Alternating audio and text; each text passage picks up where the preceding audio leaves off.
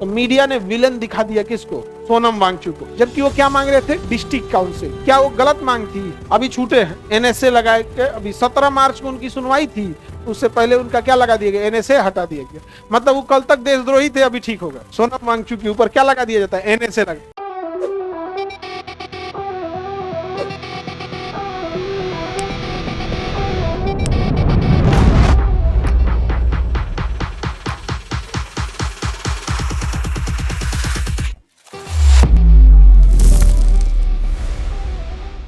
यदि कोई क्षेत्र जनजातीय क्षेत्र है तो उसका एक डिस्ट्रिक्ट काउंसिल बनेगा और डिस्ट्रिक्ट काउंसिल डिसीजन देगा कि आपको करना है या नहीं। शेड्यूल 6 में जैसे असम, मेघालय, त्रिपुरा, मिजोरम, यहाँ पे कुछ जनजातीय क्षेत्र है, अब वो जंगल में रहबे करेगा। अब जंगल के नीचे आपको हीरा मिल गया, अब आप कहिएगा हम काट के हीरा निकालेंगे, तो इसे जनजाति कहेगा हीरा हम पहनते ही नहीं, हीरा हमारे लिए किसी काम का नहीं, भागो हमारे लिए जंगल है। तो बड़का बड़का कंपनी वाला सुनेगा, सब काट देगा सब जंगल।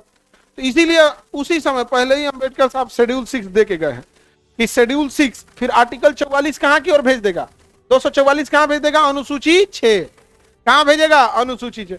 अनुसूची 6 में कहा गया है कि हाईकोर्ट, सुप्रीम कोर्ट नहीं जाइए, जाइए उसके जिला काउंसिल में, डिस्ट्रिक्ट काउंसिल में, और डिस्ट्रिक्ट काउंसिल में वही बैठे हैं। अगर वो परमिशन देंगे कि आप खनन करना है तो खनन कीजिए, बिल्डिंग बनाना है तो बिल्डिंग बनाइए, तभी अलाउ होगा, नहीं तो अलाउ नहीं होगा। शेड्यूल 6 पावर देता है कि नहीं? इसलिए बचा हुआ है असम, मेघालय, त्रिपुरा, मिजोरम, आज भी वहां बचा हुआ है कि नहीं? अब ये शेड्यूल 6 बहुत जरूरी है। अब जनजाति जहां रहेंगे वहीं पे शेड्यूल क्या दिया जाएगा? 6, और वहीं पे कौन सा भाग दिया जाएगा? 10। और जहां जनजाति ही नहीं है वहां नहीं। जैसे यूपी और बिहार की बात करेंगे तो यहाँ ज्यादातर एससी हैं, एसटी कम है, एसटी की संख्या क्या है? कम है। लेकिन वही झारखंड की बात करेंगे तो एससी कम है, एसटी ज्यादा, वहां एसटी ज्यादा संख्या में।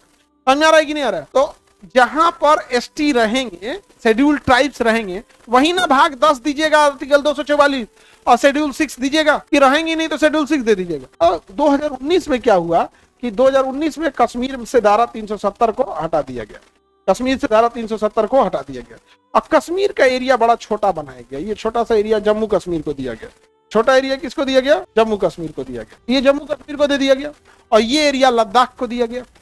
अब लद्दाख का जो एरिया है, यहां पर एसटी की संख्या है, शेड्यूल ट्राइब्स हैं, शेड्यूल ट्राइब्स हैं, तो क्या इन्हें शेड्यूल 6 देना चाहिए कि नहीं? भाग 10 में इनको आरक्षण है कि नहीं है? तो इन्हीं के लिए है भाग 10। लेकिन ये पहले से नहीं था, ये तो 2019 में टूटा है। पहले तो जम्मू कश्मीर विशेष रास्ता और 370 लगा हुआ था। तो जब 370 लगा हुआ था तो क्या मतलब बनता है शेड्यूल 6 और क्या मतलब बनता है भाग 10? 370 अपने आप में एगो अलग कानूने था।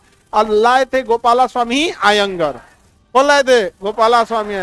अब बदनाम कर दिए किसको? सरदार पटेल को, क्योंकि गृह मंत्रालय किसका है? आप समझो, राज्य का डिसीजन प्रधानमंत्री का नहीं है, राज्य का डिसीजन गृह मंत्री का है। तो 370 पे साइन करा लिया किससे? सरदार पटेल से। बदनाम किसको कर दिया? सरदार पटेल को। अलाया कौन? गोपाला स्वामी अयंगर। अब बदनाम कौन हो गया? सरदार। बताओ, अगर 370 गृह मंत्री हटाए हैं तो लगाए भी कौन होंगे? 300। तो आपको लगता है कि 370 जैसा घटिया कानून ये सरदार पटेल लगाने वाले हैं? लगाया कौन थे? गोपाला स्वामी आयंगर। Any problem? किसी को दिक्कत नहीं ना? तो यहाँ पे देखो लद्दाख बना, यहाँ जनजाति है कि नहीं? अब यहाँ पर बहुत सारा मिनरल है, बहुत सारा मिनरल है।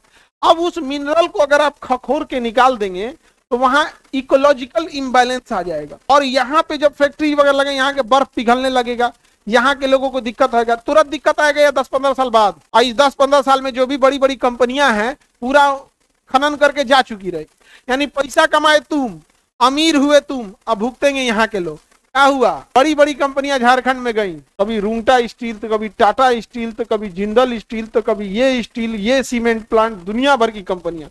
अब भुगता कौन? झारखंड का। तो इसीलिए सोनम वांगचुक कह रहे थे कि देखिए आप जाइए और खान सर का फाउंडेशन का भाग 10 पढ़िए, भाग 10 पढ़िए, हमको एससी क्षेत्र का प्रावधान हमारे लिए डिस्ट्रिक्ट काउंसिल दीजिए और कौन सा शेड्यूल में रखिए। अब आप कहेंगे पहले क्यों नहीं था? तो पहले क्या था? 370 था। चल जाते क्या 370 से पहले वहां निकालने के लिए? नहीं था। तो उनका कहना था कि हमको किसमें रखिए? शेड्यूल 6। किसमें रख दीजिए? शेड्यूल। 4 साल से मांग कर रहे थे। कितने साल से? 4 साल से मांग कर रहे थे। लेकिन इधर क्या हुआ? नेपाल का जब प्रोटेस्ट हुआ तो जेनजीज लोग को लगा कि हम बहुत कुछ कर देंगे। श्रीलंका में जेनजीज ने उखाड़ दिया, श्रीलंका, बांग्लादेश, नेपाल, तो वहां भी जेनजीज प्रोटेस्ट चालू होने लगा। तो हमारे देश में आप समझिए, हमारे देश में आप इस गलतफहमी में मत रहिएगा कि आप चुनाव जीतेंगे या चुनाव हारेंगे। यहां देश में चुनाव नेता नहीं लड़ता है, हमारे देश में चुनाव मीडिया लड़ती है। मीडिया में एक पार्टी को इतना डिफेम कर दो, इतना डिफेम कर दो और किसी को इतनी तारीफ कर दो, ये सारा खेल इसी पर है। क्योंकि हमारे यहाँ कोई सोच समझना नहीं, उसके व्हाट्सएप पे मैसेज चलाएगा ना कि फलानिया नेता का विदेश में 10,000 करोड़ रुपया है। समझा गया कि नहीं गया? एक समय था बाबा रामदेव थे, काला धन के लिए बैठ गए थे, 1 रुपया काला धन आया, काहे बैठो भाई। अन्ना हजारे अभी भी जिंदा है, अन्ना हजारे जिंदा है।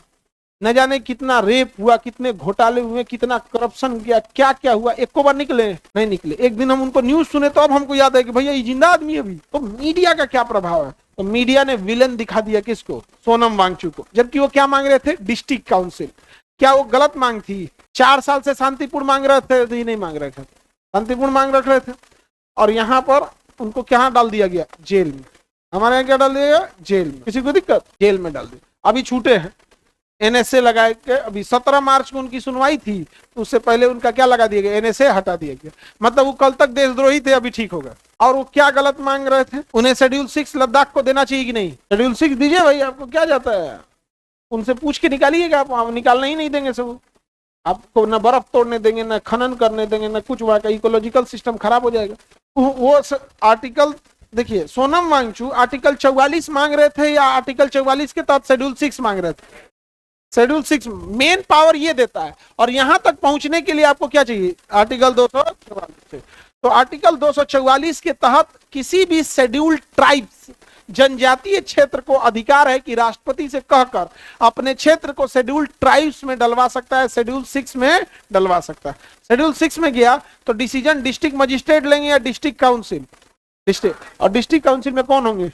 एसटी लोग होंगे। समझ में आ गया कि नहीं आ गया? आप उनके कल्चर को खत्म कर दीजिएगा, उनका सबका अलग अलग है वहां पे।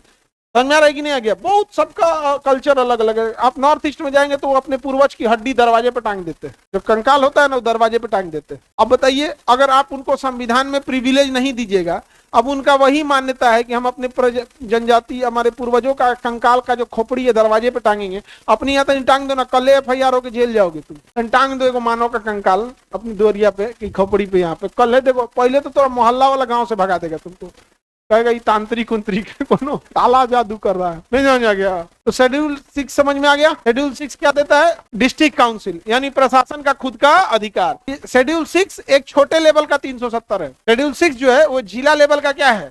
370। तो भाई जिला लेवल में क्या जा रहा है? अगर वहां खनन है, वहां दे दीजिए शेड्यूल 6।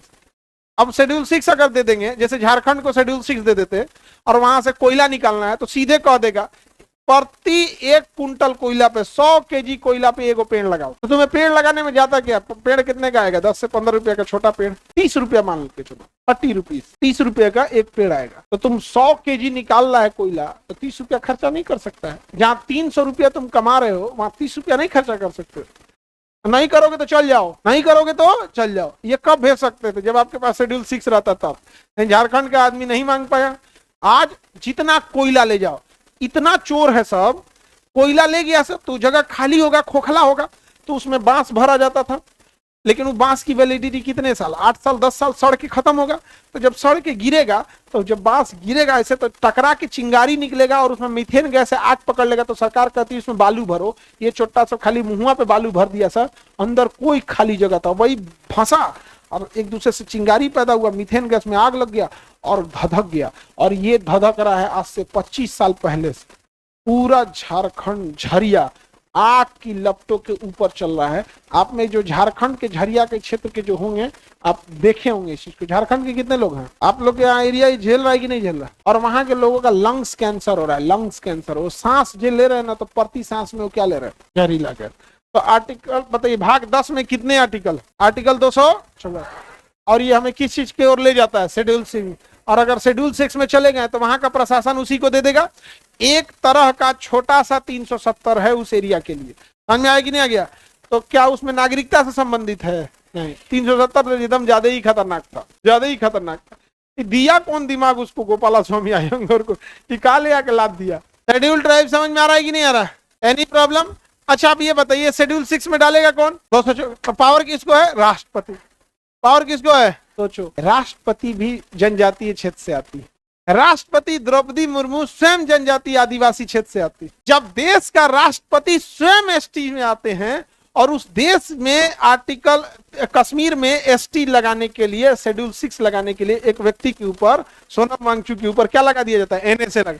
जबकि राष्ट्रपति स्वयं क्या है, एसटी हैं, स्वयं आदिवासी है कि नहीं है। उनको तो दर्द समझना चाहिए, उनको दर्द समझना चाहिए कि नहीं चाहिए।